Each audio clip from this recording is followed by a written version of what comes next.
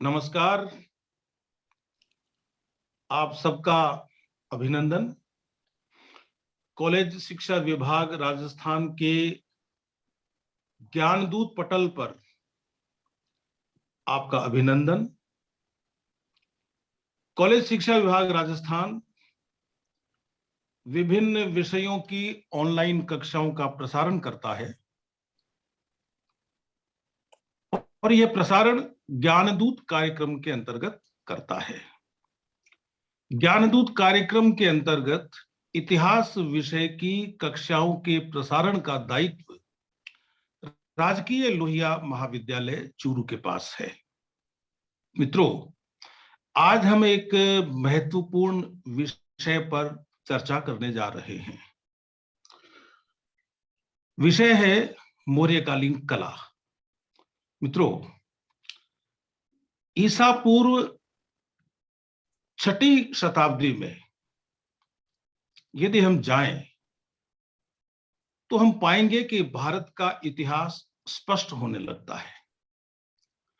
इसका अर्थ यह नहीं है कि इससे पहले हमारा कोई इतिहास नहीं रहा या उस पर काम नहीं हुआ, लेकिन जो परंपरा है, जो व्यवस्था बनी हुई है अब तक, उसके संदर्भ में मैं ये कह रहा हूं कि महाजनपदों के काल के बाद मौर्य काल से भारत का राजनीतिक इतिहास स्पष्ट रूप ले लेता है।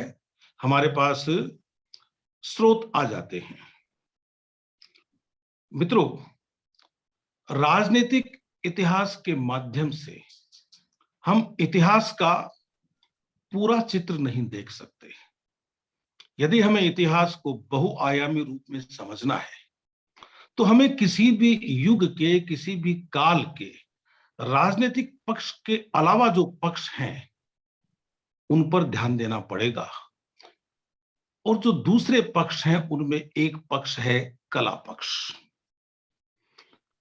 आम आदमी या खास आदमी, सामान्य व्यक्ति या विशिष्ट व्यक्ति कैसे जीता है, कैसे रहता है, वो क्या सोचता है, जीवन के प्रति उसका दृष्टिकोण क्या है, इन सब चीजों को जाने बिना हम इतिहास के गहरे सागर में नहीं उतर सकते। मौर्य काल बड़ा महत्वपूर्ण काल है। हम चंद्रगुप्त को पढ़ लेते हैं, हम बिंदुसार को पढ़ लेते हैं और हम अशोक को पढ़ लेते हैं। अशोक तक आते आते चीजें कुछ बदल जाती हैं, आप भी जानते हैं। यह जो परिवर्तन है, यह परिवर्तन हमें कला में दिखाई देता है। और उसके पहले भी मैं यूं कहूं कि मौर्य काल से पहले, मौर्य काल और मौर्य काल के बाद उनके उनके कला बोध में आपको एक सातत्य दिखाई देगा। उस दौर में यह कहा जाता है कि भारत पर विदेशी कला का प्रभाव भी पड़ा। मौर्यकालीन कला ने भारत को, दुनिया को क्या दिया, यह भी एक बड़ा प्रश्न है। और भी बहुत सारे प्रश्न हैं। मौर्यकालीन कला विषय पर एक महत्वपूर्ण व्याख्यान लेकर, एक जरूरी व्याख्यान लेकर हमारे बीच में उपस्थित हैं डॉक्टर सर्वदमन मिश्र। मैं बड़े आदर के साथ, बड़े खुलूस के साथ डॉक्टर सर्वदमन मिश्र को आमंत्रित करता हूं कि वे आए और मौर्य कला पर अपना व्याख्यान प्रस्तुत करें। डॉक्टर सर्वदमन मिश्र। धन्यवाद सुरेंद्र जी, बहुत बहुत आभार आपका। और मुझे ऐसा लगता है कि आपने मुझे एक प्रस्थान बिंदु तो दे ही दिया है मौर्य कला पे बात करने का, कि किस तरीके से यह प्राचीन भारत के इतिहास में एक विभाजक बिंदु के रूप में यह कालखंड हमारे सामने आता है और किस प्रकार से स्रोतों की विपुल सामग्री के कारण हम इसको बेहतर तरीके से जान पाते हैं। मैं स्लाइड्स के माध्यम से इस पे बात करना चाहूंगा। उससे पहले समस्त श्रोता वर्ग का स्वागत करता हूं। मैं डॉक्टर सर्वदमन मिश्र, राजकीय कन्या महाविद्यालय अजमेर में इतिहास का सह आचार्य हूं और आज आपसे मौर्य कला पे बातचीत करने के लिए यहाँ उपस्थित हूं।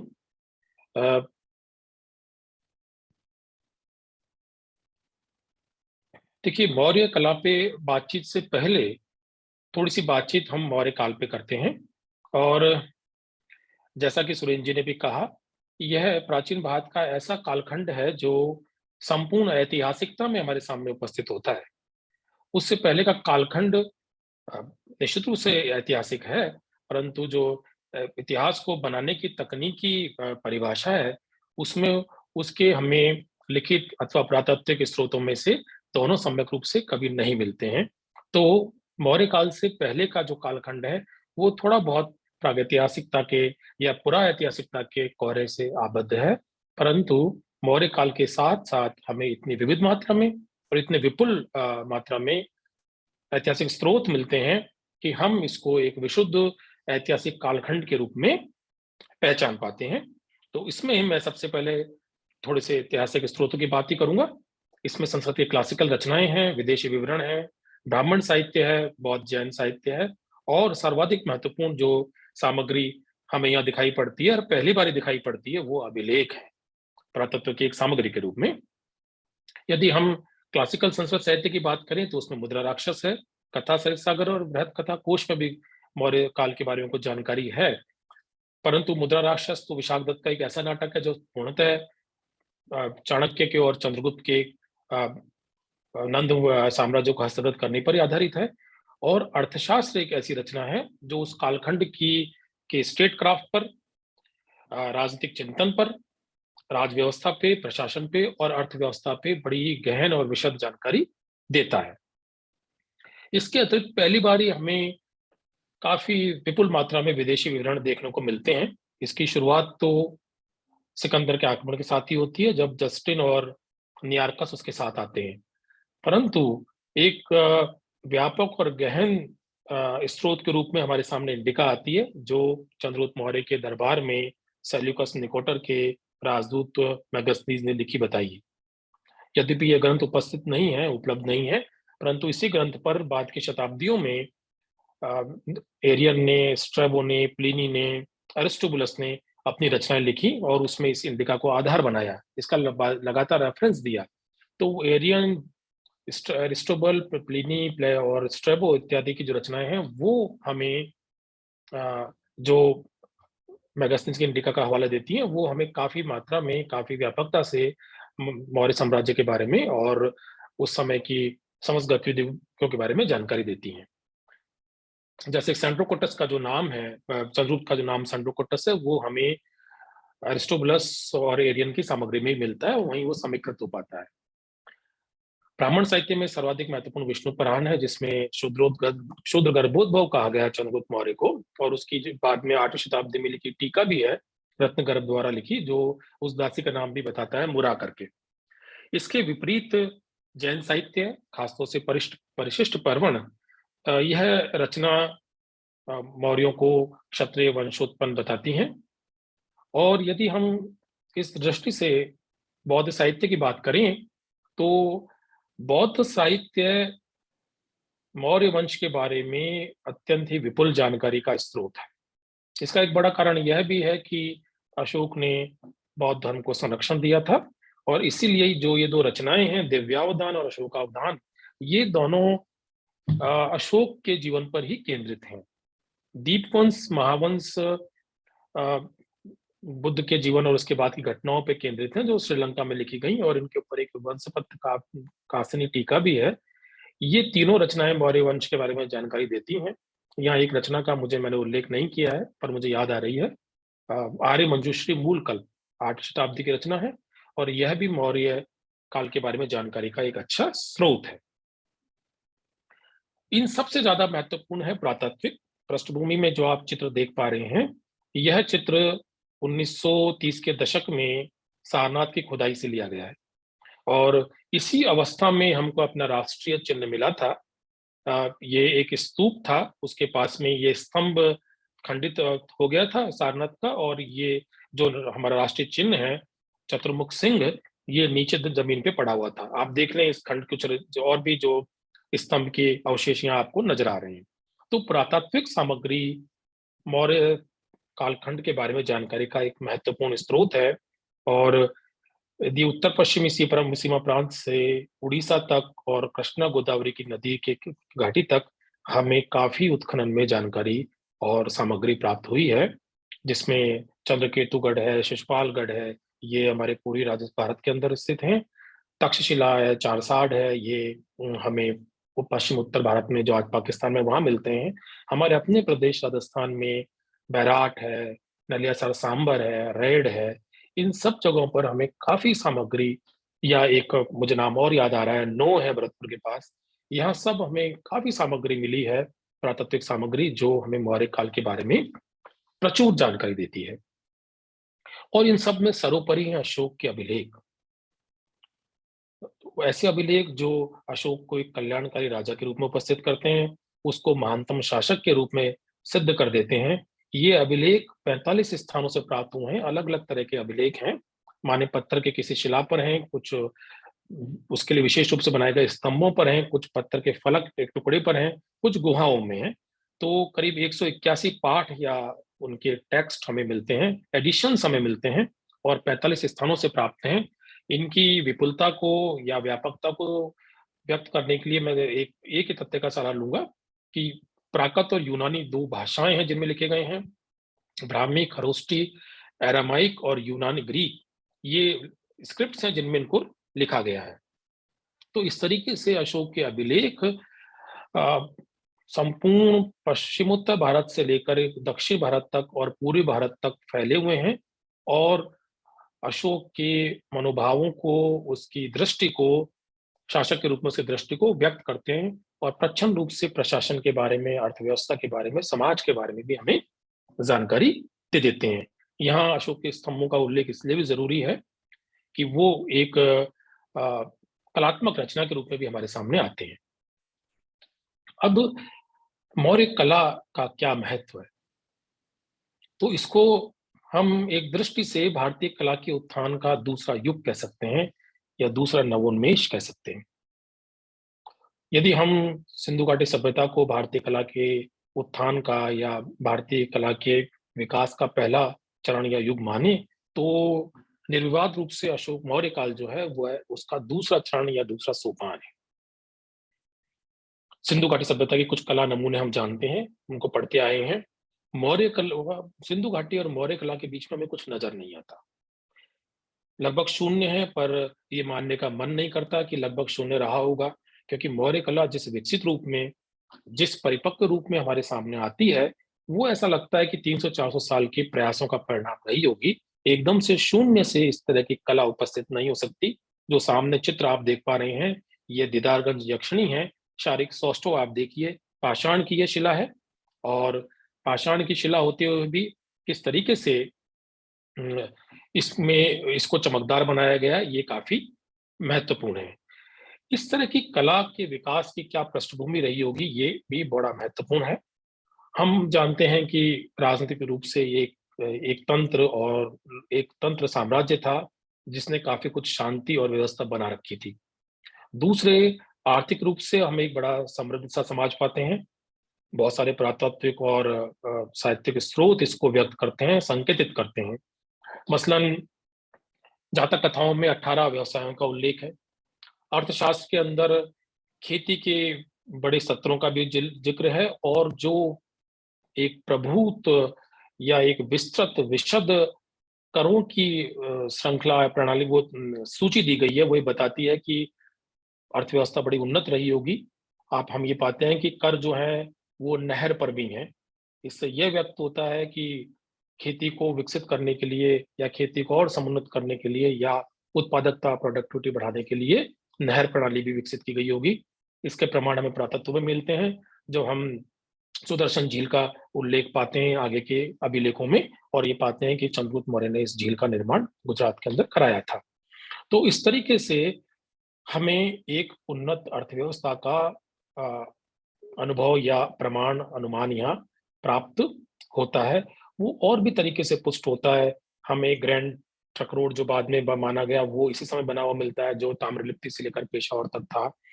हमें सार्थक और जेठकों की जानकारी मिलती है, जो बड़े बड़े व्यापारिक काफिलों को लेके जाया करते थे। प्लव और महानव जैसी हमें नावों का जिक्र मिलता है, और इन सब से बढ़कर एक विकसित मौद्रिक अर्थव्यवस्था के प्रमाण मिलते हैं। मौद्रिक अर्थव्यवस्था तभी बनती है जब आर्थिक जीवन अत्यंत समृद्ध हो जाता है, व्यापार हो रहा होता है अंतर्राज्यीय और अंतर्राष्ट्रीय। एक विकसित मौद्रिक अर्थव्यवस्था थी, ये अर्थशास्त्र भी कहता है, जो 48,000 पौंड तक अफसरों को, नौकरशाही को तनख्वाह देने की बात कर रहा है। तो इस कला की एक समृद्ध आर्थिक पृष्ठभूमि है और एक शांत, एक तंत्रात्मक राज्य है। इसके अतिरिक्त भी हमें एक श्लोक मिलता है अर्थशास्त्र में, जो ये व्यक्त करता है कि कारू और शिल्पियों के साथ अन्याय करने वाले को 1 सहस्त्र पण का दंड दिया जाएगा या उसके भागी होंगे। एक चीज और मुझे यहाँ याद आती है कि इंडिका में वेगस्नीज ने जिन 6 समितियों का उल्लेख किया है पाटलिपुत्र के नगर संचालन हेतु, उनमें से एक समिति का काम कारीगरों का संरक्षण करना ही था। तो ये इस बात को रेखांकित करता है कि वो जो मौर्य समाज है या जो मौर्य राज्य है, वह कारीगरों और शिल्पियों के प्रति कितना गंभीर था। तो इस पृष्ठभूमि में हमें एक उन्नत वास्तु, स्थापत्य और मूर्ति शिल्प के प्रमाण देखने को मिलते हैं। सबसे पहले तो मैं पाटलिपुत्र का जो उल्लेख करूंगा, एरियन ने इंडिका के हवाले से इसको एक अत्यंत विकसित शहर बताया है, और ये लिखा है कि मेगस्थनीज ये मानता था कि सूसा और एकबतना से ये बेहतर है, या सूसा और एकबतना के शहर इससे ईर्ष्या करते हैं। ये दोनों शहर मेसोपोटामिया सभ्यता के मृतक शहर माने जाते हैं, जिनकी रचना शिल्प और वैभव को लेकर पश्चिमी समाज बड़ा ही आक्रांत और अभिभूत था। इसके अतिरिक्त भी बहुत से वर्णन हमें मिलते हैं। ये एक उत्खनन का प्रमाण है कुम्हरार के अंदर, जो पटना के अंदर अवस्थित है, और जो आपको नजर आ रहे हैं ये लकड़ी के बड़े बड़े प्लेटफॉर्म्स। मेगस्थनीज ने ये कहा है कि पाटलिपुत्र 80 स्टेडिया में फैला, लंबाई थी उसकी, और 9 स्टेडिया चौड़ाई थी। लगभग 20 से 22 वर्ग मील यह क्षेत्र होता है, जो प्राचीन काल में एक समृद्ध शहर होने के लिए काफी है। तो इस शहर को बाद में, इसके महल को फाहियान ने भी वहां गया था, और फाहियान ने लिखा है कि ऐसा लगता है कि मानो दैत्यों ने इस महल का निर्माण किया होगा।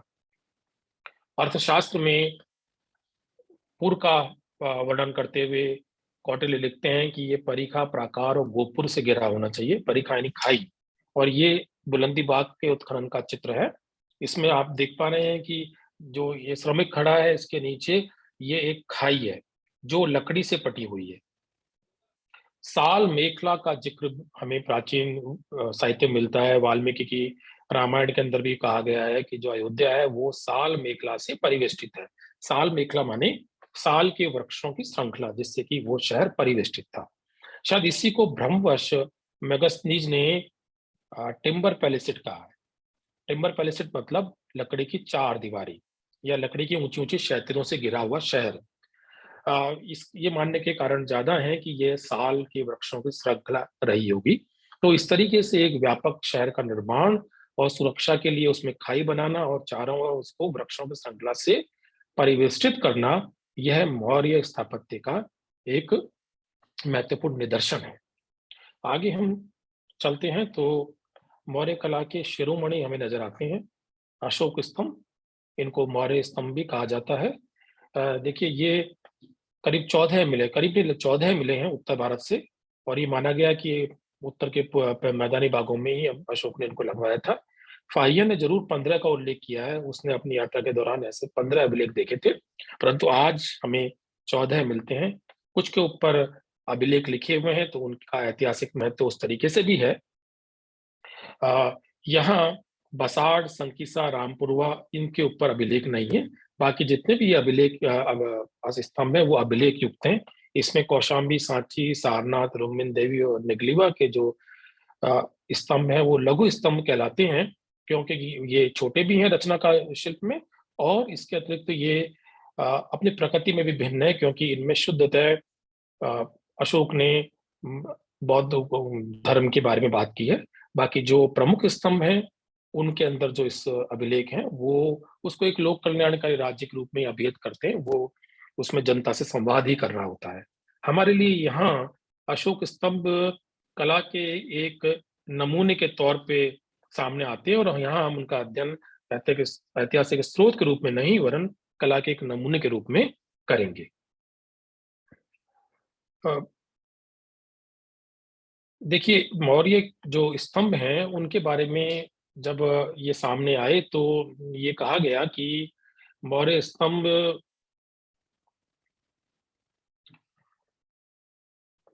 अखामनी या जो ईरानी साम्राज्य था, उसमें बने स्तंभों की नकल है।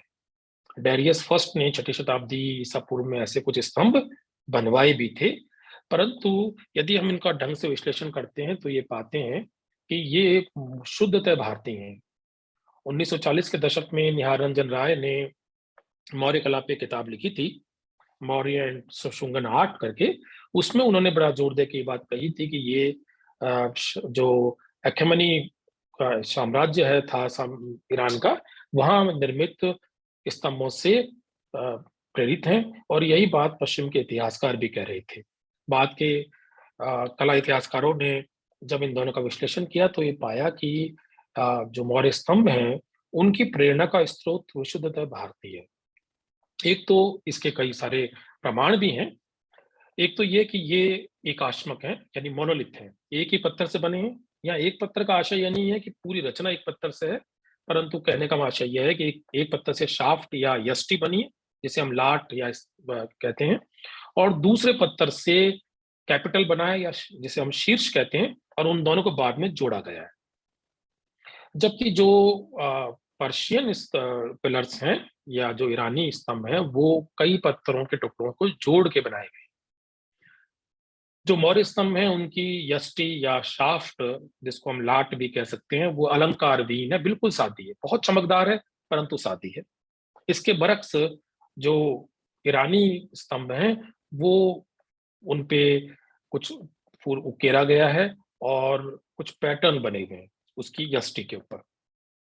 तीसरा और जो ज्यादा महत्वपूर्ण अंतर है, वो है कि जो कैपिटल के ऊपर पशु आकृति है, वो चतुर्दिक है, त्रिआयामी है, 3D है, अर्थात सब तरफ से हम उस पशु की आकृति को देख सकते हैं। संपूर्ण पशु को उकेरा गया है या निर्मित किया गया है या शिल्पित किया गया है। उसके बरक्स जो ईरानी स्तंभ हैं, उन पे पशु आकृति बस सामने की तरफ ही है, और पीछे की तरफ उसको पूरी तरह से निर्मित नहीं किया गया है। और जिसपे सबसे ज्यादा बहस हुई, वो था कि यष्टि के ऊपर जो है वो क्या है, जहां से कैपिटल शुरू होता है या शेष शुरू होता है। अधिक लंबे समय तक एक माना गया कि यह पर्शियन बैल है या ईरानी घंटी है, परंतु बाद में कला इतिहासकारों ने इस बात को पुष्ट किया, इस बात को प्रमाणित किया कि यह पर्शियन बैल नहीं है, वरन उल्टा कमल है। और भारतीय परंपरा में उल्टे कमल के विधान कला में बहुत देखने को मिलते रहे हैं। पहले हम इसके शाफ्ट की बात करेंगे, यष्टि की बात करेंगे, जिसको बोलचाल की भाषा में लाट भी कहते हैं। जितने भी हमें करीब 14 स्तंभ मिले हैं, उनकी 30 से 40 फीट ऊंची ये यष्टि मिली है। लौरी नंदनगढ़ में जरूर ये 44 फीट की है, और ऐसा माना जाता है कि सारनाथ की चूंकि यष्टि टूट गई है, वो 50 से 75 फीट रही होगी, क्योंकि फाहियान ने 75 फीट कहा है, परंतु पुरातत्ववेत्ता ये मानते हैं कि करीब 50 फीट ऊंची इसकी यष्टि रही होगी। बहरहाल, इसमें सबसे बड़ी बात है कि ये इतनी चमकदार है कि धातु की निर्मित प्रतीत होती है। ये पूरे दूसरी तरफ जो आरेख आप देख पा रहे हैं, ये संपूर्ण स्तंभ का है, जिसमें नीचे ये यष्टि है। फिर ये जो हिस्सा है, जिसको हम कैपिटल कहते हैं, जिसके अंदर उल्टा कमल है, अबेकस है, पशु आकृति, और फिर उसके ऊपर शीर्ष पे धर्म चक्र है। आगे हम इस कैपिटल की बात करेंगे। शीर्ष अथवा कैपिटल जो है, उसके 5 हिस्से हैं। ये आप जो तस्वीर देख पा रहे हैं, ये है तस्वीर बसाड़ के सिंह की है, और इधर में ये आरेख में भी आपको नजर आ रहा होगा। तो ये जो कैपिटल है, इसकी 5 भाग हैं। उल्टा कमल, उसके ऊपर ये कंठा जैसे रस्सी की सी माला है, उसके ऊपर चरण चौकी है, ये चरण चौकी शुरुआत में तो हमें वर्गाकार नजर आती है, पर जो बाद के स्तंभ है जैसे सारनाथ का हुआ, सांची का हुआ, उसमें हमें ये गोलाकार नजर आती है। और इसके ऊपर पशु आकृति है। पशु आकृति के ऊपर इस तरह का चक्र बना हुआ था। इसके पुरातात्विक प्रमाण हमें मिले हैं, परंतु जितने भी हमें स्तंभ प्राप्त हुए उन पे कहीं ये नहीं मिल पाया है, क्योंकि इतने 2000 साल के कालखंड में ये टूट के गिर गया होगा। सारनाथ में भी हम ये पाते हैं कि पड़ोस में जहाँ ये हमें मिला है अशोक चिन्ह, उसके पड़ोस में हमें एक धर्मचक्र टूटा हुआ प्राप्त हुआ है। तो इस कैपिटल में या शीर्ष में ये 5 अनुभाग हैं। इसमें चूंकि तो शुरुआती है, जो आपके सामने है, ये शुरुआती रचना है। इसके बाद की बसाल्ट का जो सिंह है शुरुआती है। इसके बाद की रचनाओं में हमें जो अबेकस है, जिसको हम चरण चौकी कह रहे हैं, जिसपे पशु आकृति बनी हुई है, इस चरण चौकी के ऊपर हमें कतिपय पशुओं के निदर्शन भी या चित्रण भी देखने को मिलते हैं। यदि हम सारनाथ से प्राप्त अशोक चिन्ह की बात करें तो उसकी चरण चौकी गोल है और उस पे हमें 4 पशु आकृतियां नजर आती हैं। ये चारों पशु आकृतियां हाई रिलीफ में हैं, यानी अत्यंत उभार युक्त हैं। जो प्राचीन तक्षण कला है उसमें उसकी दो श्रेणियां, एक कोटियां हैं, बास रिलीफ और हाई रिलीफ। बास रिलीफ वो है जिसमें उभार कम है, और हाई रिलीफ वो है जिसमें बहुत ऊंचा उभार है। लगभग त्रिआयामी सी तस्वीर मूर्ति जो है खोद करके उत्खचित करके निकाल दी गई है। तो जो सारनाथ का स्तंभ है उसमें जो चरण चौकी, गोलाकार चरण चौकी में 4 पशु आकृतियां और चक्र हैं, वो हाई रिलीफ हैं, अर्थात अत्यंत उभरे हुए हैं। और ये है हाथी जो पूर्व में है, उसके पश्चात वृषभ है जो पश्चिम में है, फिर उत्तर में सिंह है और दक्षिण में अश्व है।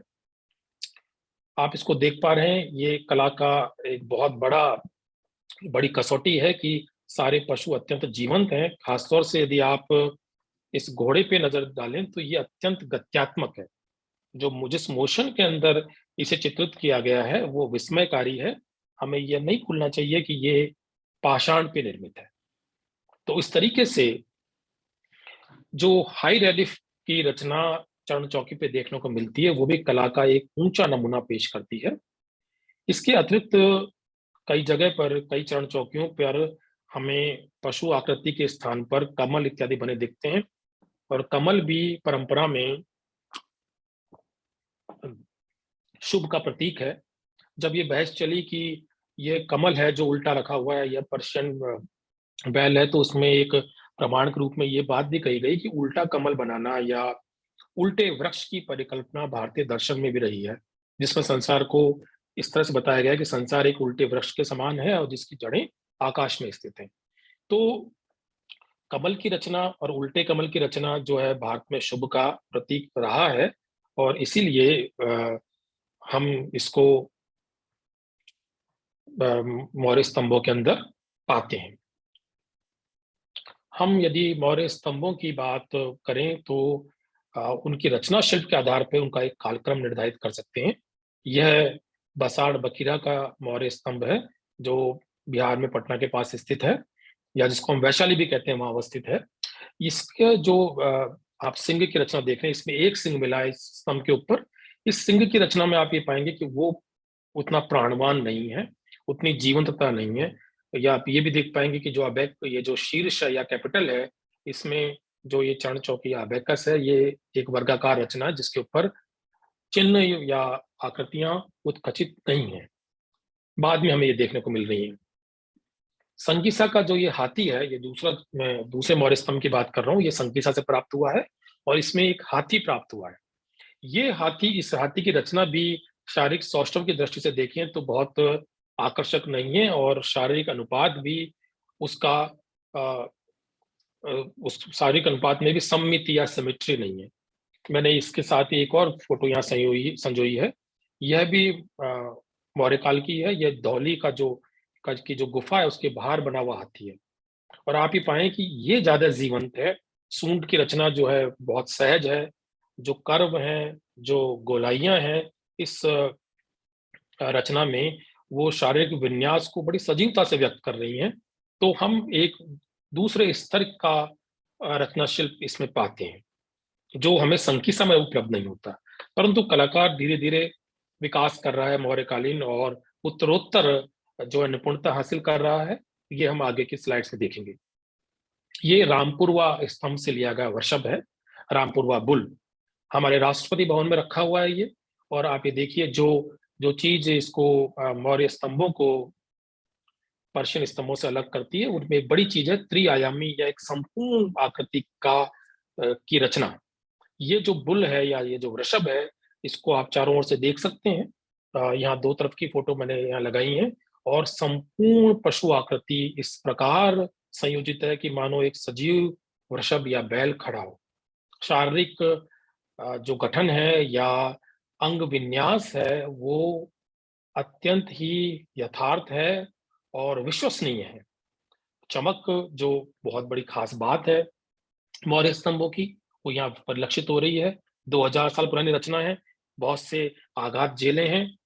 बिहार से उठ के अंततः बाद में दिल्ली आई है, परंतु आप उसकी इस निपुणता देखिए और इसका सौष्ठव देखिए, या कहें कि जो स्लीकनेस है वो देखिए, तो आप मौर्य कलाकार की प्रतिभा के कायल होंगे। नेक्स्ट जो स्टेज है वो रामपुरवा सिंह है। ये रामपुर के स्तंभ से प्राप्त है, और इसका ये भी पटना म्यूजियम में रखा हुआ है। हालांकि खंडित रूप में उपलब्ध है, परंतु हम देखते हैं गोल चौकी है, इसके ऊपर कुछ रचनाएं हैं जो एक अगले स्तर को या सोपान के द्योतक हैं।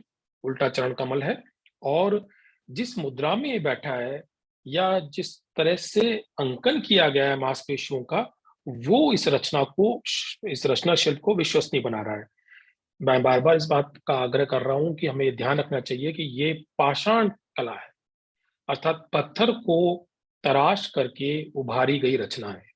तो आप कलाकार की निपुणता से का अंदाजा इस चीज से लगा पाएंगे।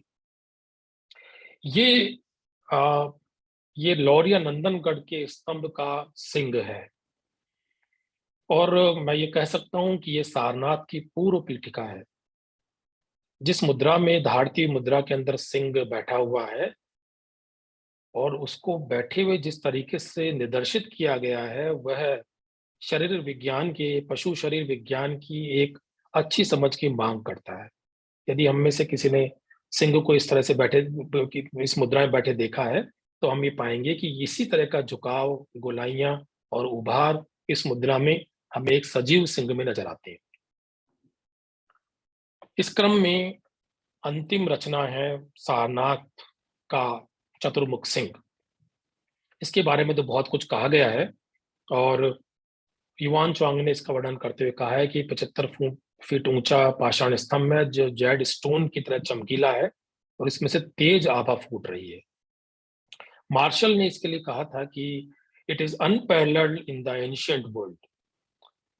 30वीं शताब्दी ईसा पूर्व की कोई भी रचना दुनिया में इसके समकक्ष नहीं है। जिस तरह का सौष्ठव है, जिस तरह की चमक है, और जिस तरह की भावाभिव्यक्ति इसमें है, वो और कहीं देखने को नहीं मिलती है। चारों सिंह चारों दिशाओं के अंदर मानो बौद्ध धर्म का उद्घोष कर रहे हों। उनका मुख खुला हुआ है धाड़ की मुद्रा में। जो व्याल हैं अर्थात गले के बाल हैं, वो भी सजीव हैं। और जो इसमें सबसे लुभावनी मुद्राएं हैं, वो चरण चौकी की 4 पशु आकृतियां हैं, जिनका हम पहले उल्लेख कर आए हैं। यहाँ यह उल्लेखनीय है कि यही वह इन 4 पशु आकृतियों को पृथक करने के लिए बनाया हुआ चक्र, वह चक्र है जिसको हमने अपने राष्ट्रीय चिन्ह के रूप में भी अंगीकृत किया था, और हमने अपने राष्ट्रीय झंडे में भी जिसको अंगीकृत किया है। तो अशोक का यह सारनाथ स्तंभ भारतीय इतिहास की दृष्टि से और भारतीय संस्कृति की दृष्टि से अनुपम रचना है। इसके बाद इस क्रम के अंदर सांची का हमें स्तंभ देखने को मिलता है, हालांकि खंडित अवस्था में मिला है, पर हम उसकी रचना शिल्प से ये मान सकते हैं कि वो सारनाथ के चतुर्मुख सिंह के आसपास की रचना रही होगी, क्योंकि इसमें भी चतुर्मुख सिंह है। ये सारनाथ माफ कीजिएगा, सांची के म्यूजियम में रखा हुआ है। चारों ओर सिंह ही बने हुए हैं इसमें भी, हालांकि भग्न अवस्था में है। और ये गोलाकार जो चरण चौकी है, उस पर कलहंस है जो बीज कुछ मोती चुन रहे हैं। कलहंसों का या हंसों का मोती चुनना भारतीय साहित्य में और संस्कृति में कई बार व्यंजित और वर्णित हुआ है, और हंसों को बौद्ध जीवन से भी जोड़ा, गौतम बुद्ध के जीवन से भी जोड़ा जाता है। तो यह अंकन उसी का परिणाम है। सारनाथ में भी और सांची में भी जो स्तंभ है उसकी अवस्थिति स्तूप के पास में रही होगी। ये एक उसी समय का प्राचीन काल का ही आरेख है, किसी चीनी पुस्तक में मिला है। देखिए, इसके ऊपर हमें धर्मचक्र नजर आ रहा है जो पशु आकृति के ऊपर बना हुआ है। और आज ये आप जो इधर ये तस्वीर देख पा रहे हैं, ये सांची के महास्तूप की वास्तविक तस्वीर है। और ये जो एक भग्न अवस्था में हमें नजर आ रहा है, संभवतः यह सांची के स्तंभ का एक हिस्सा भर होगा। तो सांची का स्तूप जो स्तंभ जो है वो सांची के स्तूप के निकट ही बना हुआ माना जाता है। और ऐसा माना जाता है कि सारनाथ का स्तंभ भी सारनाथ के धर्मराज का स्तूप के पास में ही बना हुआ था। स्तंभों के बाद जो दूसरी महत्वपूर्ण रचना है वो है स्तूप है। हालांकि स्तूप मौर्य काल की देन नहीं है, मौर्य काल से पहले भी थे। और स्तूप जैसी रचनाएं या उनका उल्लेख हमें ऋग्वेद की तैत्तिरीय संहिता में भी मिलता है, जहां इसको स्तूप को शीर्ष कहा गया है, मस्तक का शीर्ष कहा गया है, या मिट्टी या पत्थर की ढेरी का शीर्ष कहा गया है। महापाषाण की जो सभ्यताएं हैं दक्षिण भारत में, उनमें भी हमें अवशेषों के ऊपर इस तरह की रचना बनाने का के प्रमाण मिलते हैं। पारिभाषिक रूप से कहें तो स्तूप किसी शारीरिक किसी संत के या महापुरुष के शारीरिक अवशेषों पर बनी रचना है। और अपनी संरचना में स्तूप एक उल्टे कटोरे के समान रखी रचना होती है, अर्धगोलाकार, ये जिसके चारों ओर एक रैली होती है जिसको वेदिका कहते हैं। उल्टे कटोरे का या जो अर्धकुंभाकार जो आधा वो रचना है, उसके आधार और रैलिंग या वेदिका के बीच की जो जगह होती है वो प्रदक्षिणा पथ होता है।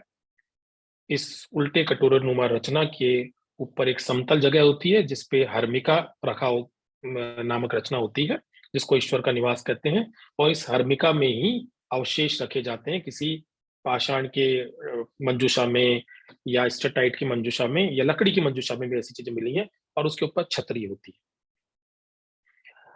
महापरिनिर्वाण सूत्र में गौतम बुद्ध ने आनंद से कहा है कि उनकी मृत्यु के बाद उनके धातु पर अर्थात शारीरिक अवशेषों पर स्तूप बनाया जाए। इसीलिए ही ऐसे स्तूपों को धातु गर्भ भी कहा गया।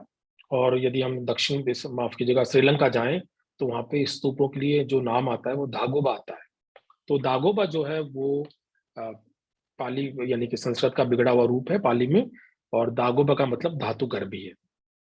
स्तूप जो हैं वो तीन प्रकार के मिले हैं, शारीरिका, पारिभौतिक और उद्देशिका। शारीरिका स्तूप वो हैं जो गौतम बुद्ध के अथवा बौद्ध संप्रदाय के बड़े भिक्षुओं के शारीरिक अवशेषों पे बने थे, जैसे कि गौतम बुद्ध की मृत्यु के बाद बने 8 स्तूप। पारिभौतिक वो हैं जिनमें उनके द्वारा इस्तेमाल की गई वस्तुएं रखी गई हैं। और उद्देश्य का वो स्तूप है जो किसी खास उद्देश्य से किसी स्थान के या किसी अवसर के स्मरण में बनाए गए। हमें शारीरिक और पारिभौतिक स्तूप बहुत मिलते हैं भारत में। और उनकी शुरुआत तो जैसा मैंने कहा कि महापरिनिर्वाण सूत्र में लिखा है कि गौतम बुद्ध का आग्रह था कि उनकी मृत्यु के बाद उनके अवशेषों पर बनाए जाएं। तो उनकी मृत्यु के तत्काल बाद उनके अवशेषों को 8 भागों में बांटा गया। और ये 8 वो स्तूप हैं जिनमें से 4 लुम्बिनी, बोध गया, सारनाथ, कुशीनगर तो उनके जीवन से जुड़ी हुए स्थान है। और राजगृह, वैशाली, संकिसा और श्रावस्ती का उस समय राजनीतिक और आर्थिक महत्व था। तो इन 8 जगहों पर 8 स्तूप बनाए गए और ये प्रारंभिक स्तूप हैं। ऐसा माना जाता है कि अशोक ने इन स्तूपों को खुदवा करके और गौतम बुद्ध के इस अवशेषों को कई भागों में बांटा और उन पर 84,000 स्तूप बनाए। अर्थात 84,000 शारीरिक स्तूप बनाने का श्रेय अशोक को जाता है। वो स्तूप इतनी बड़ी मात्रा में तो मिले नहीं हैं, परंतु कुछ स्तूप ऐसे मिले हैं और वो अशोक के द्वारा बनाए हुए हैं। उसको इस तरह से भी प्रमाणित किया जाता है कि उन सब का नाम धर्मराज्य का स्तूप, धर्मराज्य का स्तूप अर्थात धर्मराज अशोक द्वारा बनाए गए स्तूप। यदि आप तक्षशिला जाएं तो वहां के स्तूप को भी धर्मराज्य का स्तूप कहा जाता है। सारनाथ के स्तूप को भी धर्मराज्य का स्तूप कहा जाता है। पिपरवा के अंदर जो एक स्तूप मिला है इसको भी धर्मराज्य का स्तूप कहते हैं, और तक्षशिला के स्तूप को भी धर्मराज्य का स्तूप कहा जाता है। यहाँ सांची का जो स्तूप है उसमें जो महास्तूप है या पहला स्तूप है उसको धर्मराज्य का स्तूप कहते हैं। उसके बाद वहां 2 स्तूप और बने, पर वो मौर्योत्तर काल के। ये जो आप चित्र देख पा रहे हैं ये सारनाथ के धर्मराज्य का स्तूप का है, और यही एकमात्र इन 4 स्तूपों में ऐसा स्तूप है जो अ, अपनी रचना शिल्प में लगभग पूरा का पूरा बचा रह गया है। ये मौर्य ईंटों से बना है, 10 गुणा 16 गुणा 3 इंच इनकी आकृति है। ये इस तरह की ईंटें हमें मौर्यों के घेरदार कुओं में भी मिली हैं, इसलिए प्रमाणित सा हो गया है कि ये मौर्य ईंटें हैं। और बसाड़ में, चंद्रकेतुगढ़ में, शिशुपालगढ़ में भी ये ईंटें प्राप्त हुई हैं। इसके बाद जो ये हमें संरचना देखने को मिल रही है, ये 460 के पास प्राप्त हुई, अर्थात तक्षशिला से मिली है, और यह अशोक के धर्मराज्य का स्तूप का ही अवशेष है। जब 1870 के आसपास एएसआई के जो पहले महानिदेशक थे कनिंघम, उन्होंने इस क्षेत्र की रचना की, इस क्षेत्र का दौरा किया, तो ये स्तूप काफी ठीक ठाक अवस्था के अंदर विद्यमान था, अर्थात पूरा तो नहीं था, पर स्तूप अपनी आकार के अंदर स्तूप होना संकेतित कर रहा था, परंतु बाद में ये और इसका भग्न होता चला गया। आज इसकी यही संरचना हमें प्राप्त होती है। ये सांची का स्तूप नंबर 1 है। इसको महास्तूप भी कहते हैं या देवी का स्तूप भी कहते हैं। यह अशोक कालीन रचना मानी जाती है। इसमें जो गुंबद है, अर्धगोलाकार रचना है, यह ईंटों की बनी हुई है, परंतु बाद में जो हमें ऊपर नजर आ रही है ये तो पाषाण की निर्मित है, जो शुंग काल में बनाई गई। इसके नीचे ईंटों की रचना दिखाई पड़ती है, तो वो मौर्यकालीन होने को प्रकट करती है, व्यंजित करती है। ये 16 मीटर ऊंचा है और 36 मीटर इसका व्यास है। जो हम रैली को देख रहे हैं या हम जो ये तोरण द्वार देख रहे हैं, ये बाद की रचनाएं हैं। ये अशोक की कालीन नहीं है, परंतु गोलाई और ईंटों का गुंबद अशोक कालीन है, जो अब पाषाण के गुंबद से ढक दिया गया है। स्तूप के बाद मौर्य काल की एक स्थापत्य में एक महत्वपूर्ण देन लयन चैत्य है।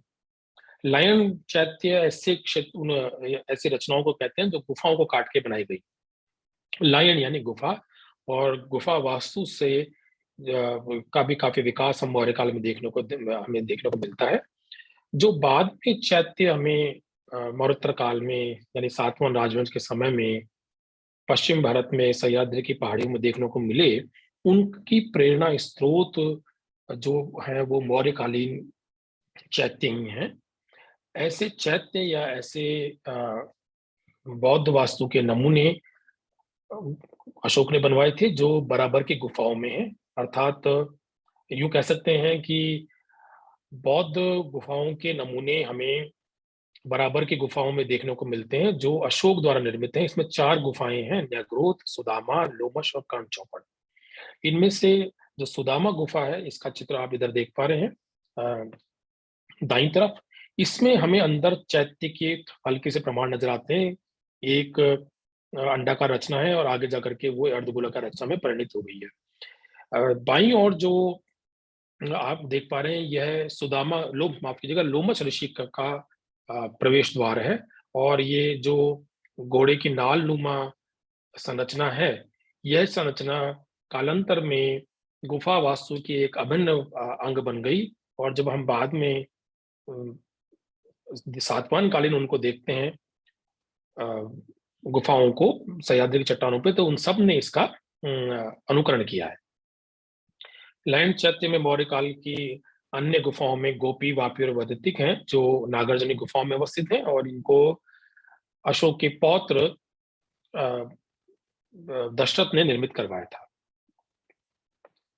मौर्य कला में का एक महत्वपूर्ण सोपान मौर्य मूर्तिकला भी है, और हम ये कह सकते हैं कि यह बाद में भारत में विकसित हुई मूर्ति कलाओं की पूर्व पीठिका तैयार करती है।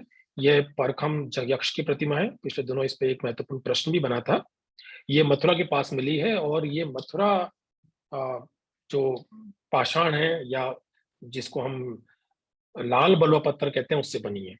लाल बलुए पत्थर की कारीगरी मौर्य काल में शुरू हुई और बाद में जैसा कि हम जानते हैं मथुरा कला में इसका काफी उत्थान हुआ और अंततः इसका आकर्षण इतना ज्यादा था कि जब ब्रिटिश भारत में आए तो उन्होंने भी नई दिल्ली का निर्माण इस लाल बलुए पत्थर से ही कराया। उससे पूर्व मुगलों ने भी जो आगरा का किला है या दिल्ली का लाल किला है वह इसी पत्थर से निर्मित करवाया था। इस पत्थर का पहला वास्तु प्रयोग या मूर्ति शिल्प में प्रयोग हमें मौर्य काल में देखने को मिलता है। और मौर्य काल की मूर्तियों की एक दूसरी बड़ी विशेषता जो यहाँ मुझे लग रहा है कि बताई जानी चाहिए, वो ये है कि वो सब आदमकद है। जो मैन साइज की मूर्तियां हैं, ये परखम जो यक्ष जो है वो 8 फीट और 8 इंच ऊंची है। वस्त्र विन्यास देखिए, बड़ी सहजता है। गले में एक कंठाहार है जो उस समय के आभूषण प्रेम को व्यक्त करता है। दूसरी और ज्यादा महत्वपूर्ण रचना है दीदारगंज यक्षिणी की। ये पटना से प्राप्त हुई है और ये चमक, ये पत्थर की मूर्ति है, इस पर सहसा विश्वास नहीं होता। आप इसकी चमक का आभास कर पा रहे होंगे। अत्यंत ही चमकीली मूर्ति है। शारीरिक सौष्ठव के बारे में कुछ कहने की आवश्यकता नहीं है, वो स्पष्ट दिखाई पड़ रहा है। वस्त्रों के जो चुन्नट है वो उस सहजता को व्यक्त करने के लिए है। वस्त्र विन्यास और आभूषण विन्यास हमें तत्कालीन जीवन के बारे में काफी जानकारी दे रहे हैं। ये भी 5 फीट 6 इंच ऊंची है, अर्थात एक सामान्य स्त्री की जो लंबाई है उसको देखें तो यह एक आदमकद मैन साइज प्रतिमा है। एक और प्रतिमा मिली है लोहानीपुर से, पटना से ही। ये एक टॉर्सो है या धड़ है और इसका सौष्ठव हमें अ, हड़प्पा से प्राप्त जो लाल टॉर्सो है उसका, ये जो पुरुष का जो धड़ है उसकी याद दिला देता है। पत्थर की चमक यहाँ पर भी देखने योग्य है। कुछ लोग इसको एक जैन तीर्थंकर की का धड़ मानते हैं। इसके अतिरिक्त भी, इन मूर्तियों के अतिरिक्त भी एक लोक कला भी थी जो उस समय पल्लवित हो रही थी। हमें अपने राजस्थान से यक्ष और यक्षिणियों की बहुत सी टेराकोटा मूर्तियां मिली हैं, वो मौर्यकालीन है। मुझे नौ की जाक बाबा की मूर्ति याद आ रही है, उसको मौर्यकालीन ही माना जाता है। ऐसी मूर्तियां थोड़े बहुत हेर फेर के साथ हमें रेड से मिली हैं, नलियासर सांबर से भी मिली हैं और उत्तर भारत के कई उन क्षेत्रों से मिली हैं जो मौर्यकालीन हैं। वो सब टेराकोटा निर्मित है। तो ये मानने का कोई कारण, इस बात से इनकार करने का कोई कारण नहीं है कि मौर्य कला एक दरबारी कला तो थी, साथ ही साथ उसमें लोक कला की संभावना भी थी और लोक अनुरंजन के लिए भी उस कला में अवकाश था। जो गांव-गांव और शहर-शहर में हमें टेराकोटा फिगरिंग्स मिलती हैं उस काल की, वो इसको प्रमाणित कर देती हैं। तो मौर्य कला जो है वो, ये कहा जा सकता है कि कुलीन और लोक कला का विलक्षण संयोग है। निहाररंजन राय ने जब 1940 के दशक में अपनी किताब लिखी थी तो उन्होंने बड़ा जोर दे के कहा था कि यह शुद्धतः दरबारी कला है, परंतु बाद में ऐसे बहुत से प्रमाण मिले जो उसको लोक कला भी सिद्ध करते थे। दूसरी बात जो मौर्य कला के बारे में पुष्ट होती है वो ये है कि इसने कालांतर में जो भारत के अंदर कला और खासतौर से प्रतिमा शिल्प में का जो उत्थान हुआ उसकी पूर्व पीठिका तैयार की। इसके तत्काल बाद हम गांधार और मथुरा कला का उत्कर्ष देखते हैं और अमरावती में भी कला का उत्कर्ष देखते हैं। इसमें से मथुरा और अमरावती की जो प्रतिमा कला है वो सीधे सीधे मौर्य कला से प्रभावित है।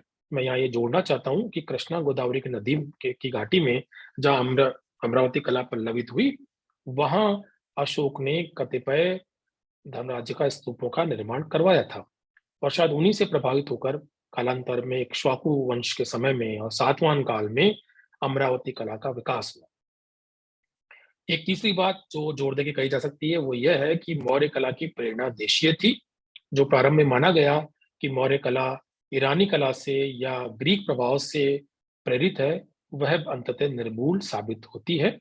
तो इस प्रकार से मौर्य कला मौर्योत्तर काल में और गुप्त काल में जो भारत में कला का उत्कर्ष हुआ उसका एक आधार तैयार करती है और हमें एक ऊंचे कलात्मक प्रतिमानों के दर्शन कराती है। साथियों, मौर्य कला पे मुझे सुनने के लिए बहुत बहुत धन्यवाद।